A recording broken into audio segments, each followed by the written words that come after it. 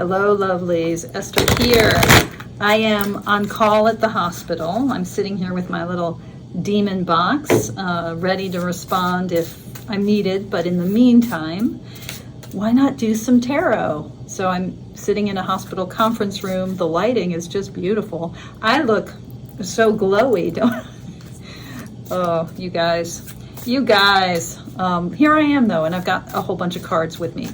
So of late, I have been engaged in doing deck dialogues with, I'm calling them dueling deck dialogues, because I'm looking at, in any given session, I'm looking at 3 decks usually, maybe 2 decks, that have kind of a common theme or a common vibe to them. And in these deck dialogues, what I'm trying to do is ascertain which deck I want to work on for this year's Mindful Tarot Drop 'em 78 challenge. Now, if you're not familiar with the Drop 'em 78, I'm going to point you to the description below, where I have some links to the playlist on this YouTube channel, to my website with some discussion about the Drop 'em 78 challenge. But basically, it's an opportunity beginning October 15th to work through a deck of our own choosing, 1 card at a time, 1 day at a time. And this year, this is going to be the 3rd hosted Drop 'em 78 challenge that I've done. This year, I'm especially encouraging each of us to pick not only a deck that we're excited to work with for whatever reason, but a deck that we're excited to work with because we think that deck will help us push into, get closer to, gain some clarity on whatever it is that is arising for us as a growing edge or an active question, or what I call an active intention, like an intentionality at this time in our life. So what's the kind of what's the fulcrum of our life right now? Where are things, or the axis upon which things are turning, or the nugget that feels like it's not quite digested, or just that thing that's rattling around in our heart or our mind? Maybe there's a decision that we're trying to make about our work life or our romantic or home life. Or maybe there's just this ongoing question about a perpetual state of unrest or distress that's arising, and we're trying to understand it better. Or maybe we're in a transitional phase and we're trying to kind of figure out how to lean into that. Or maybe we just want to transform in a certain way, or manifest a certain path for ourselves, or heal a relationship, or heal a physical situation. There's an infinite way in which we might have something at the core of our life right now, or at the core of our mind and heart right now, that we want to work with. And I'm encouraging all of us to use the Drop 'em 78 as a way to push into that tender growing edge. So finding a deck that will really support growth, which might not be the deck that you're most fascinated by, or the newest deck that you're in love with because it's so cool, or it's so pretty, or it was so expensive, or it's so rare. It might not be that deck. It might be a different deck. But I'm inviting us, in the course of narrowing down our options, to do that in a manner that is all about clarifying that central core intention or question. I think I keep calling it intention because intentionality seems so important to me. For me, the tarot is par excellence a tool to help us activate our sense of freedom and volition, our intentionality, to help us live more intentional, more conscious, more aware and awake lives. Okay, so I did a dueling deck series yesterday with the Great Outdoors Tarot, the Spacious Tarot, and Naturescapes Tarot. And in that dueling deck dialogue series, what came forward for me in terms of this clarifying of my intention was the Page of Cups. It was like that was the card that really kind of summarized the series I did yesterday. So I'm going to start with that card.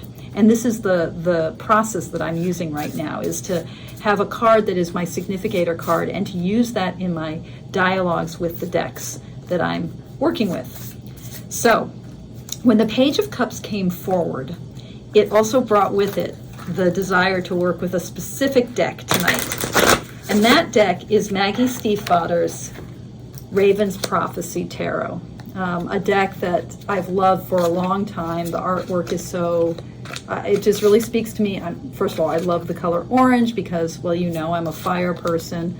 But I also love the abstract art, and I love the books, the Raven Boys series of books, those 4 novels. I love them so much, and this deck arises. You don't need to have read the books to appreciate the deck, but if you've read the books, then the artwork of this, the imagery, the symbolism of this deck is particularly magical. So in the books, the Page of Cups is a card that is specifically associated with a character named Blue Sargent, the sort of central female protagonist. And the Page of Cups is just, it's so, I love that card. It's delicious and delightful, as you'll see in a moment. So I'm going to start with the Raven's Prophecy deck. And then the other 2 decks I have, for this dueling deck dialogue, emerged once I knew that I wanted the Raven's Prophecy. So this is a deck that every year I do this challenge. I think, should I do it with the Raven's Prophecy? And it's never been my choice, and it may not be my choice this year either, but we'll see. Okay. Raven's Prophecy Tarot. How can you help me work with my growing intentionality? How can you help me work with this moment in my life, which I think is a moment of transition, a moment of dealing with my aging, dealing with my femininity, my heart. I've been drawn to water cards as I've been in this exploration so far, and now somehow the Page of Cups has become important. How can you help me understand this intentionality more fully? So the method now is for me to work with the deck. I'm going to turn the cards over 1 card at a time until I find that Page of Cups, which is my significator. And then I'm going to take the card that's above it and below it in the deck, and that will be the start of my reading. So I'm just going through the deck 1 card at a time until I find the Page of Cups. This is, of course, riveting video. Riveting footage of watching me flick off screen the cards. I could be showing you the cards, but that would be a technological feat that I somehow can't manage tonight. So the Page of Cups, it's in here. I swear it is. I haven't found it yet, but I know it's here. It's always interesting to me when a significator kind of hides away, is a little bit tucked away. Okay, I found it. Oh, okay, so this is the Page of Cups in this deck. You see what I mean? Isn't it wonderful? So sweet, you know, that nascent, that emergent sense of the watery depths. Here, the egg as an image. I mean, that's not the cups in this deck are not associated with eggs. They're associated with ravens because they're associated with dreaming. But here we've got the egg, like the raven that's going to hatch, perhaps. But also that sense of eggs as, you know, these fragile containers of fluid, of living fluid. And I love that there are 3 in here. That number 3 is so important. It's important in the novel in a lot of ways, the novels in a lot of ways, the kind of sense of triangles, but here is just so sweet somehow. Okay, so that's the Page of Cups, and the card that was before it was the Star. And the card that was after it was the 8 of Cups. Yeah. Okay, so you're offering me guidance, I think, but you're offering me a guidance that's also tied to, I mean, 8s are tricky cards. They're cards that are about shadow, about surrender.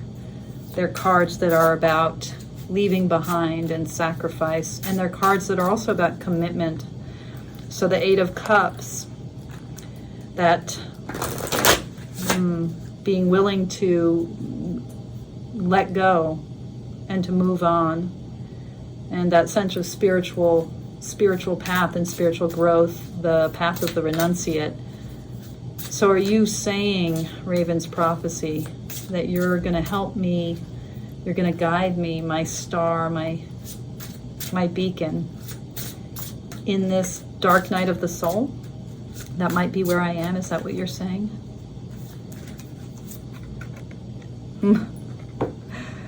Okay, turning me back to fire, but the Page of Wands. Okay, so yeah, you're gonna spark me on this path. You're gonna help me light my way on this path. This page energy. So there's something here. Are you saying that this is about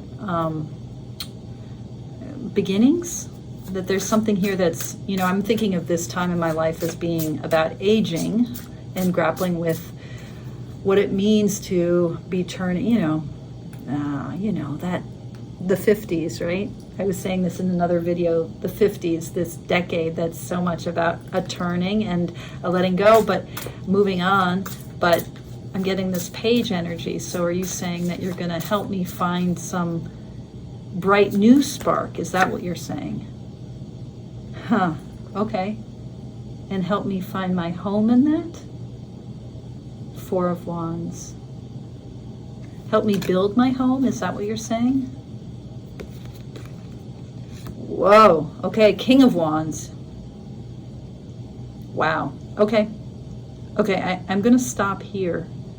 King of Wands. So that powerful statement, and you led me toward a lot of fire, which maybe is not so surprising given that this is a very fiery deck.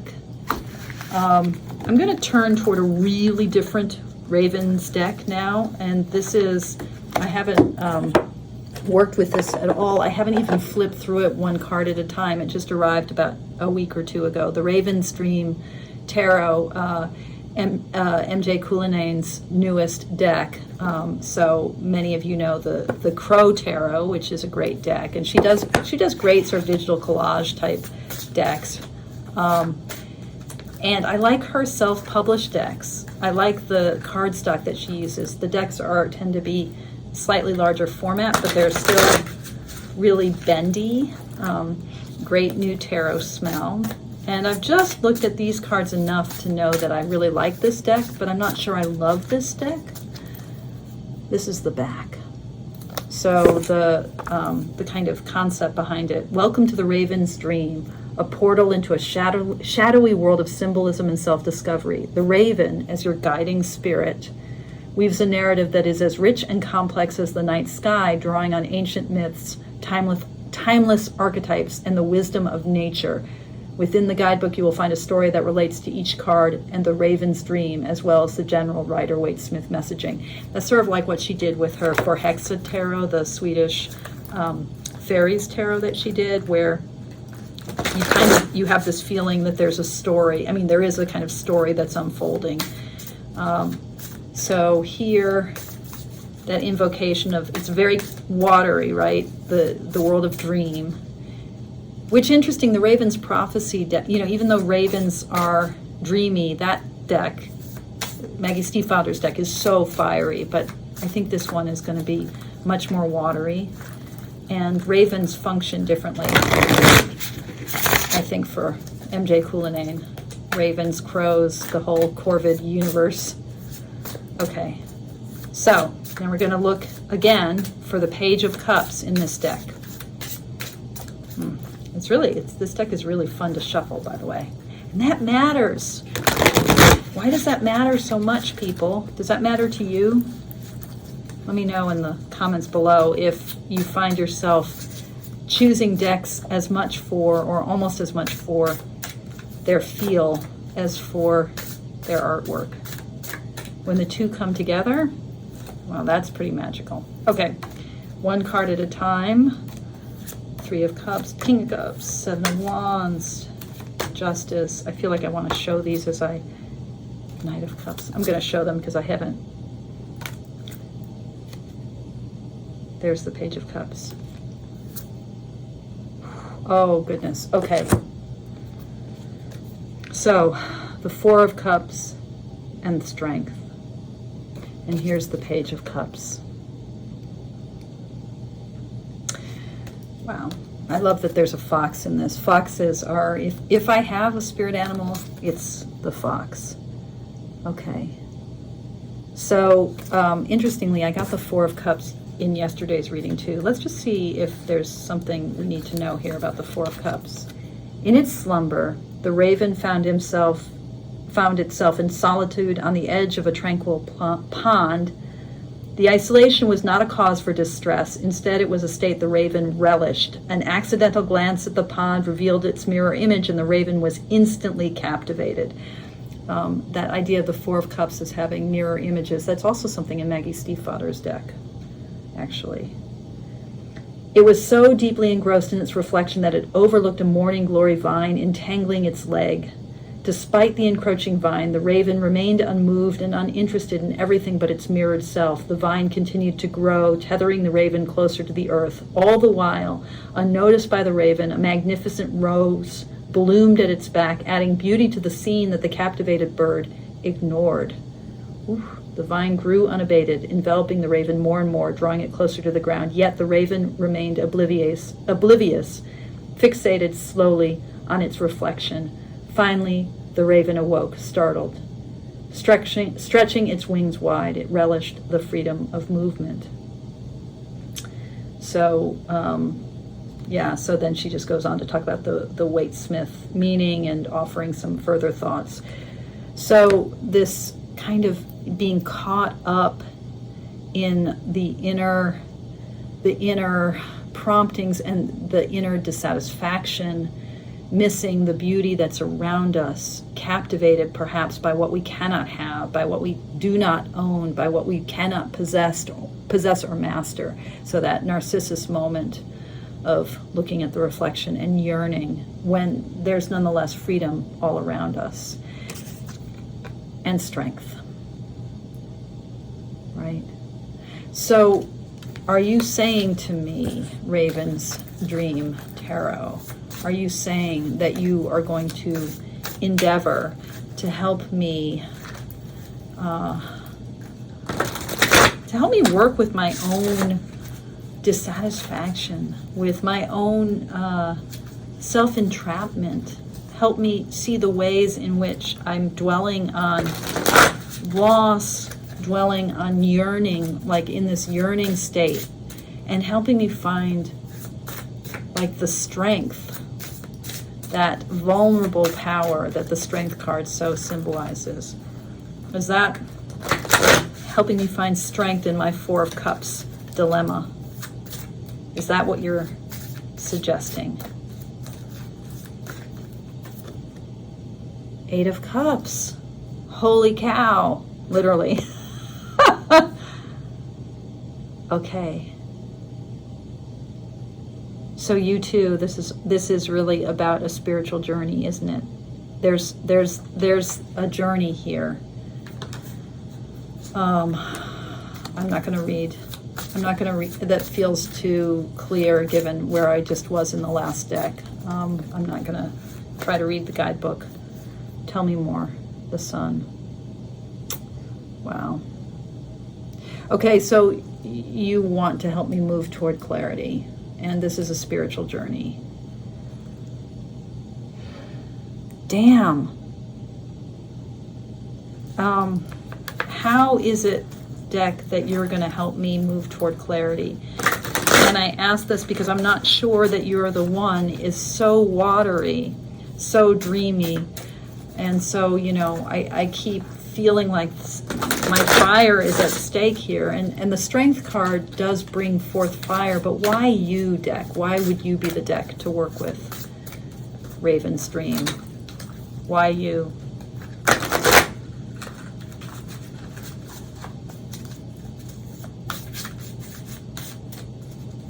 Why this deck?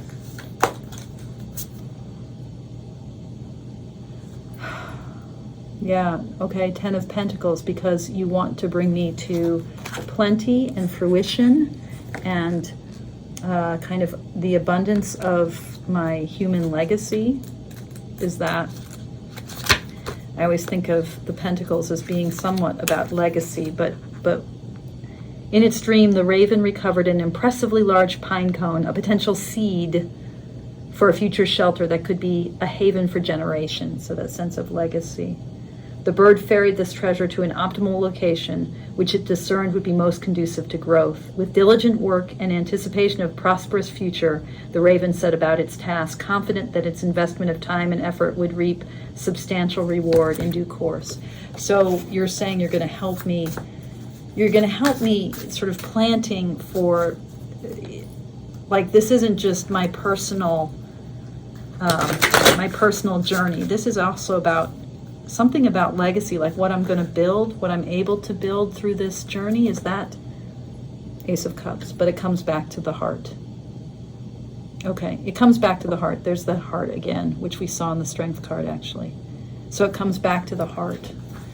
But it is about prosperity. This is about, I mean, it makes sense. I'm doing another career change. I'm starting a graduate program I just started in counseling. Okay. All right. So that pine cone, there's this journey is tied to that pine cone, but it also comes back to the heart.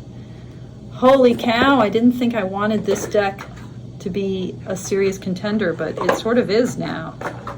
Okay. And lastly, this bad boy, which, you know, has ravens in it, and it has a really different feel from the other two decks that we just looked at. And for that reason, if for no other, this deck that has many crows, I guess that it's a crow, not a raven, and that has so much of this intertwining of the human and the animal, and so many tendrils. I feel like tendrils are a theme in the Cullinan deck. All right, so the Hush Tarot, how are you helping me explore this ground? What do you want to show me with the Page of Cups? How do you want to help me in this journey, in this process of discernment? How will you help me clarify my intention? Okay. I don't know this deck so well, so am I going to even know when I get to the Page of Cups?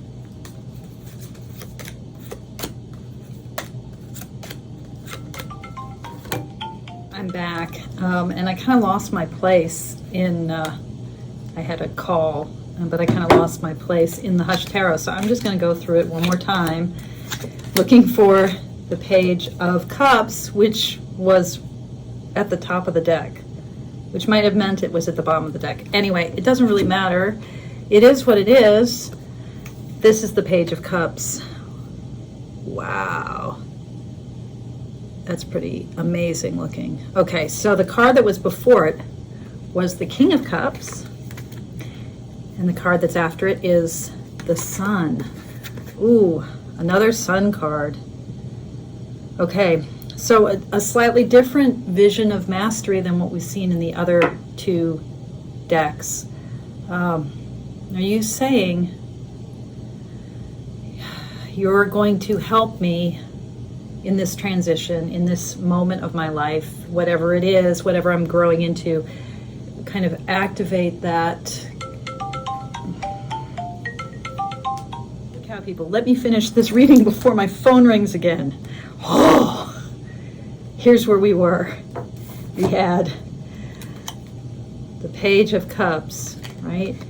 And this question about whether, I feel like I'm having to be King of Cups tonight.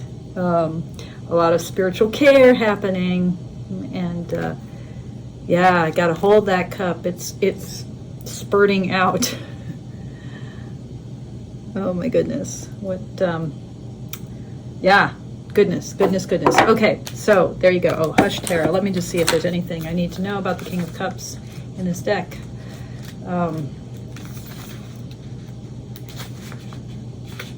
Emotional stability, strength. The king rules with his emotions. The full cup represents his balance of emotion and intellect. His temperance is an example to others.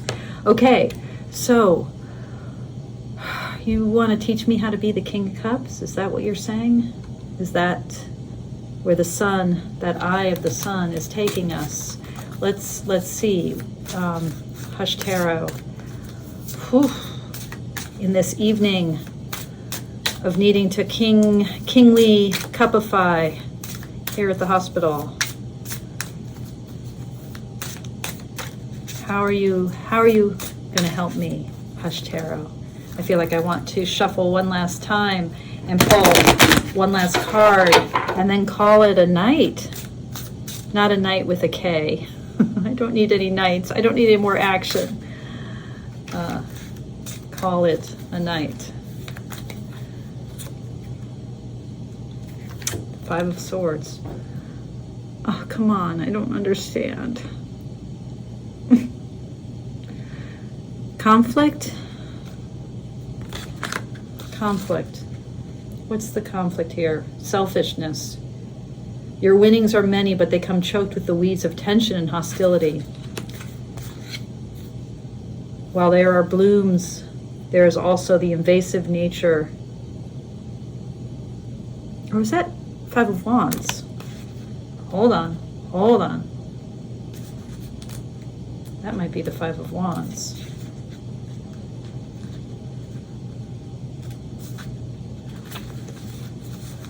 Which is also conflict and strife.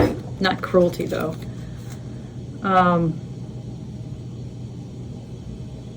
The ways ahead are troubled.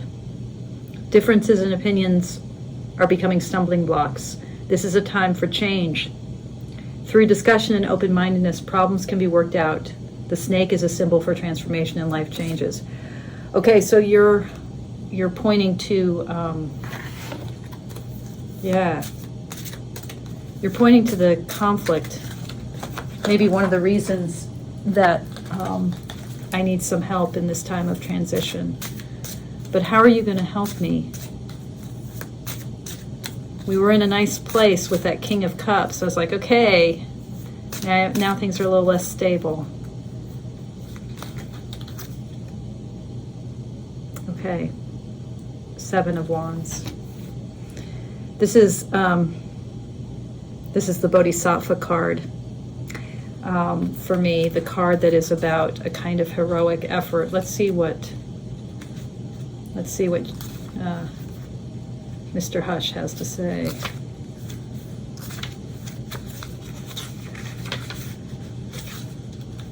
Seven of Wands.